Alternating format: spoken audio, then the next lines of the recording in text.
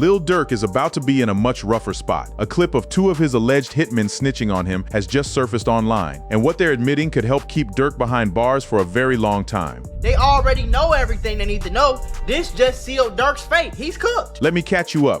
The paperwork that broke the internet? When the paperwork dropped in Lil Durk's case, the internet zeroed in on one thing. The men accused of pulling triggers on behalf of his circle were now signing documents with the federal government. In spring 2026, 2 men, Anthony Montgomery Wilson and Preston Powell, pleaded guilty in federal court in connection with the January 27, 2022 killing of Stephon Mack in Chicago. In their plea agreements, they admitted they were paid to do it. Commentary channels went frame by frame through the filings and the surveillance footage of the Mack shooting. One breakdown put it like this. The second suspect in the murder of Stephon Mack has accepted a plea deal with the federal government. That plea came with a number attached, and the number is what told viewers how serious this was. He is to serve 30 to 35 years in federal custody with no possibility of parole. 30 to 35 years. And to get that deal, the plea paperwork required an admission that money changed hands. In order for him to take this plea deal, he did admit that he got paid for. The commentator then spelled out what that admission contained. So he admitted that he killed somebody, and he admitted that he got paid for it, and there was a bounty on this person's head. The footage in question is the surveillance video of the Mack shooting itself, which commentators replayed while reading the plea documents. In the video, one shooter fires from a car while the other exits and chases Mack on foot. One of the 2 men left his phone at the scene, which investigators used to identify him. He was later recorded discussing the killing with a cellmate who turned out to be a confidential informant. He pled guilty a month ago, and he admitted to have committed the murder with individual B. The plea documents use letters instead of names for the other parties. Individual B is the co-shooter. The payment, per the filings, traces to individual C. The commentator raised the question on everyone's mind. Just took his plea deal in exchange for money from individual C. I wonder who individual C is. The second plea, from Preston Powell, followed the same pattern. Preston Powell is his name. Marley was taking a plea deal and admits guilt in the murder of Stephon Mack. On another channel, Big Homie CC, a former street figure turned commentator, walked through the same filings and connected them to the case against Durk. The dude from Frank Block who did that killing on camera. He then described what the plea paperwork said about the payment source. He admitted that he was paid from allegedly Banks' enterprise and what the man got in exchange for that admission to do the killing, in exchange for getting 30 years. The hosts also discussed what the informant recordings captured about the money. According to the filings, prosecutors say the payments tied back to a bounty, and one of the men complained about how much he received. Yeah, but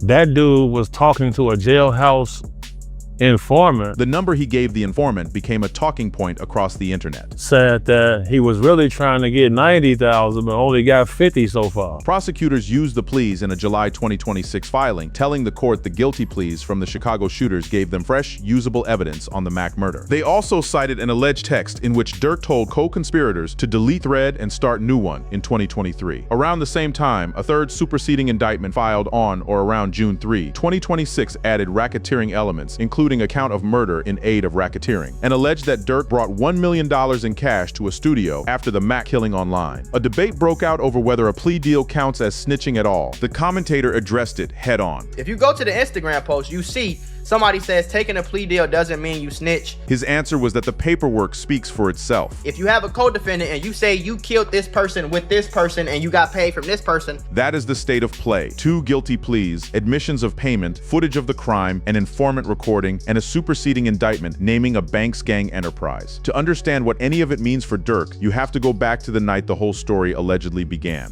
A bounty born from grief. Everything in this sprawling federal case flows backward to a single devastating night in Atlanta. On November 6, 2020, King Von, Davon Bennett, Durk's cherished friend, protege, and OTF cornerstone was gunned down outside the Monaco Hookah Lounge after his entourage collided with the crew of Savannah rapper Quando Rondo. The confrontation exploded into gunfire in a matter of seconds. Von was struck multiple times and died at just 26 years old. One of 2 people killed that night, with several others wounded. The shooter, Timothy Lul Tim Leak, a Quando Rondo affiliate, was initially charged, but those charges were eventually dropped under Georgia's Stand Your Ground law, a decision that left a gaping, unresolved wound in Chicago's drill scene. For Durk, the loss was seismic. Von wasn't just an artist on his label, he was family, a kid from O-Block whom Durk had personally pulled into the spotlight and molded into one of drill's most magnetic storytellers. Durk poured his grief into music, interviews, and social media, mourning Von openly and relentlessly. But according to federal prosecutors, the grief allegedly curdled into something darker. In court filings, They point to texts Durk allegedly sent in the raw aftermath. "I can't let this slide. I ain't letting shit slide. Bennett dying turning me into a different animal." Prosecutors allege that this vow hardened into an actual bounty. They claim Durk placed a price on Quando Rondo's head, with some reports referencing figures as high as $1 million,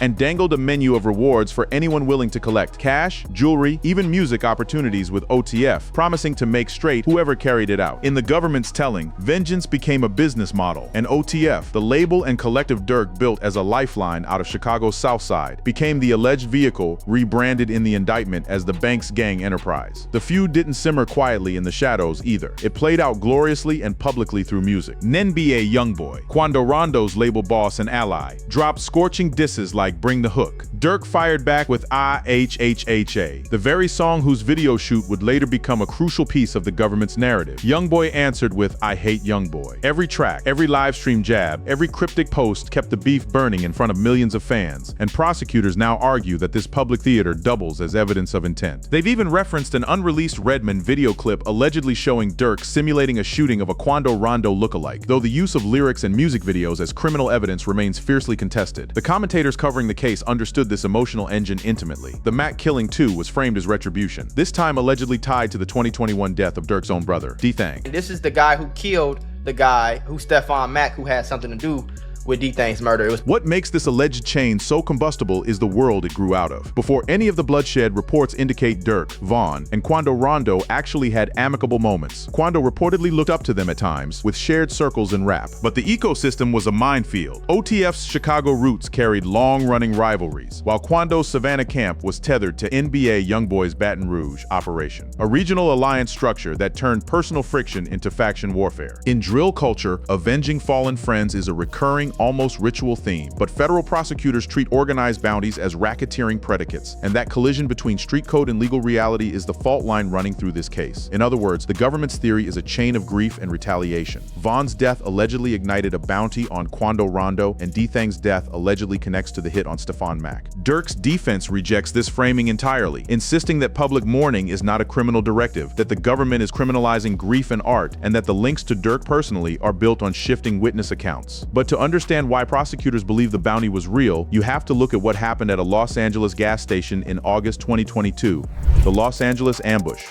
On August 19, 2022, the simmering feud allegedly erupted into coordinated, methodical violence on the streets of Los Angeles. According to the federal indictment, a team of alleged OTF members and associates flew from Chicago to California around August 18, some routing through San Diego with instructions. Prosecutors claim not to book flights under names traceable to Durk. The government names 5 alleged members of the hit team: Kavon Cuz Vonnie Grant, DeAndre Dady Wilson, Keith Flacca Jones, David Browniez Lindsay, and Asa Boogie Houston. Grant allegedly bought ski masks and used a Durk-linked credit card for the hotel. Durk himself allegedly traveled separately by private jet and communicated in coded language. Then came the hunt. Using 2 vehicles, the crew allegedly stalked their target, Quando Rondo, referred to in filings as TB, for hours through Los Angeles, shadowing his movements with chilling patience. Near the Beverly Center Mall at a gas station, they allegedly ambushed the vehicle he was in, unleashing more than 18 rounds from multiple firearms, including a machine gun. Quando Rondo survived the hailstorm of bullets. His cousin Xavier Alul Pab Robinson did not. The bounty, in the government's telling, was a catastrophic failure. The wrong man died. A 24-year-old cousin caught in a plot allegedly aimed at someone else. Payments allegedly followed anyway, with Wilson allegedly paying Jones and Lindsay after the shooting. The Big Homie CC interview lingered on a detail from the alleged aftermath that prosecutors treat as damning, audio in which one alleged shooter grumbled about his money. Where Jan was complaining he didn't get paid. And then, according to the host, the response attributed to Durk on that recording. And then Durk is saying, I'm about to really piss him off. What I do next? For Big Homie CC, the alleged payment disputes were the fatal flaw in the whole enterprise, the oldest, most self-destructive pattern in the streets. They always want to double-cross the shooters, bro. In his experience, that betrayal is exactly what breeds cooperation. The shooters take the biggest risk, and when the money doesn't come, loyalty evaporates. This is always my problem with the streets anyway.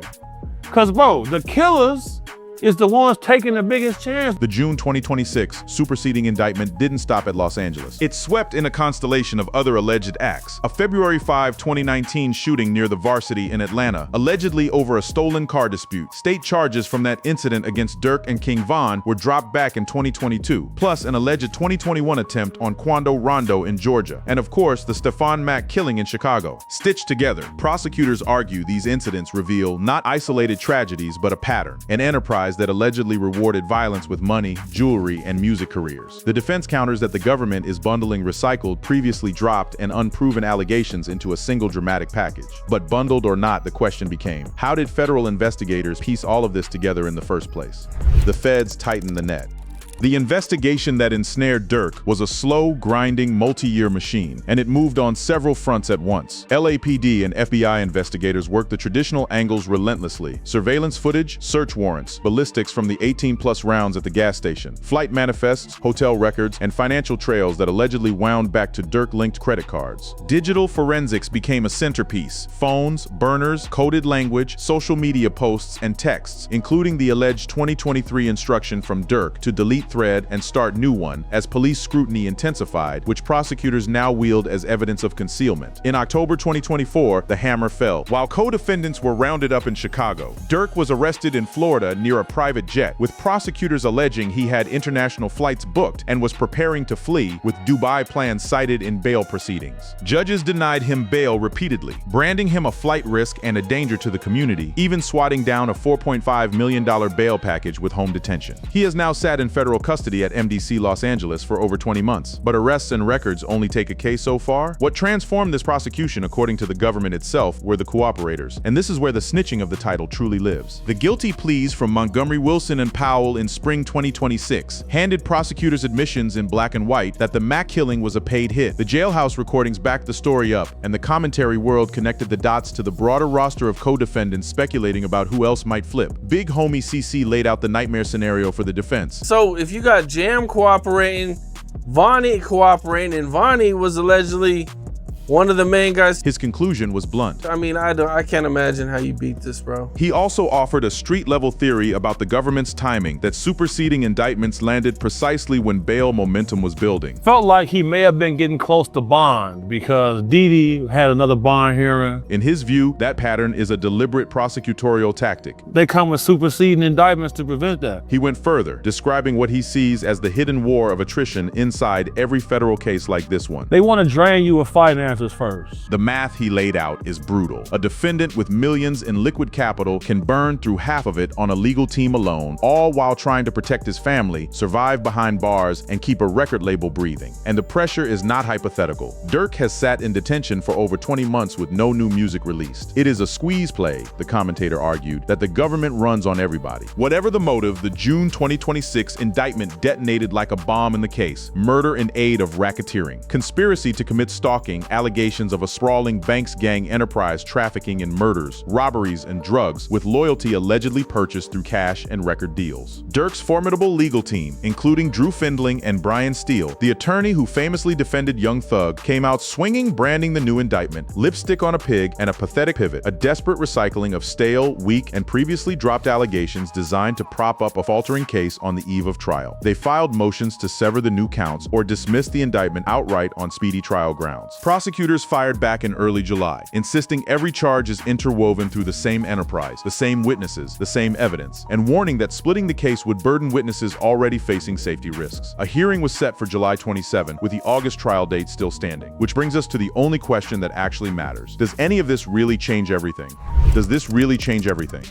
Time for the honest verdict, because the title deserves scrutiny, and so does the hype swirling around this case. Let's separate what is real from what is exaggerated. First, the footage. There is genuinely disturbing footage circulating, but it is surveillance video of the Stephon Mack shooting itself, the crime the two Chicago men pleaded guilty to. It is not footage of anyone sitting across from federal agents naming Lil Durk. The snitching lives in paperwork and recordings, plea agreements admitting a paid killing, and a jailhouse conversation captured by a confidential informant. Commentators have layered the video video and the documents together, and that combination, watching the crime unfold while reading the confession, is what made this moment feel explosive. That distinction matters enormously. Second, the pleas themselves. Here is the crucial nuance. The headlines flatten. The publicly described plea paperwork attributes the payment to anonymized figures, individual B, individual C, and to what one commentator paraphrased as allegedly Banks' enterprise. Prosecutors allege Durk brought $1 million in cash to a studio after the hit, and they allege a co-conspirator posted about the reward quoting Durk's lyrics. But Durk has not been convicted of anything. He has pleaded not guilty to every count, and whether these cooperators ever take the stand and point at him remains unknown. Even the big homie CC interview acknowledged that men sometimes admit guilt in paperwork without ever testifying against anyone. So Hitmen snitching on him, as a literal description, runs ahead of what the documents publicly show. And yet, does it change everything? Substantially, yes, and here is why. Before spring 2026, the government's MAC evidence was circumstantial threads, a phone left at a scene, an informant's recording, financial whispers. After the pleas, prosecutors possessed two sworn, court-accepted admissions that the killing was a contracted hit. Admissions they explicitly told the court provided fresh, usable evidence and helped justify folding the Mac murder into a racketeering framework. That racketeering framework, in turn, allows the government to parade the entire alleged pattern, Los Angeles, Chicago, Atlanta, Georgia, in front of a single jury. For a defendant, that is a seismic shift in exposure. A conviction on the gravest counts means life in prison, though prosecutors have confirmed they are not seeking the death penalty. The defense's counter-narrative is not trivial either. Durk's lawyers have hammered at shifting witness stories, including one witness who allegedly changed accounts of the bounty at the recycling of a 2019 case whose charges were already dropped, at the contested use of rap lyrics as evidence, and at the fundamental unfairness of transforming a case 19 months into trial preparation. Their severance and speedy trial motions, argued at the July 27 hearing, could reshape the battlefield before a jury is ever seated. Supporters, including Big Meech, have rallied publicly behind Free Durk, while Quando Rondo himself posted what appeared to be forgiveness over his cousin's death. So here is our final answer to the title. New footage of hitmen literally snitching on Lil Durk? No, that framing is inflated. The footage shows a killing. The cooperation lives in plea deals and informant tape, and none of it has been tested at trial. But did the events behind that title, two guilty pleas, admitted payments, a bounty allegation, and a racketeering indictment built on top of them, genuinely change the trajectory of this case? Absolutely. The government's hand is measurably stronger than it was a year ago, and everything now barrels toward an August 2026 trial that could define the rest of Durk Banks' life. Every claim remains an allegation until a jury says otherwise, and this story is far from over. Drop your thoughts in the comments and subscribe so you don't miss what happens after the July 27 hearing. So let's bring it all home and answer the question this whole video hinges on. Did new footage of Lil Durk's hitmen snitching on him really change everything? Here's the honest breakdown. The footage that has everyone talking is real, but it's surveillance video of the Stephon Mack shooting itself. The crime two Chicago men just pleaded guilty to. It is not video of anyone sitting across from federal agents naming Lil Durk. The snitching lives in paperwork and recordings, plea agreements admitting a paid killing, and a jailhouse confession captured by a confidential informant. And here's the nuance. The headlines flatten. Those plea documents attribute the payment to anonymized figures, individual B and individual C, not to Durk by name. Prosecutors allege the money traces back to him, that he brought $1 million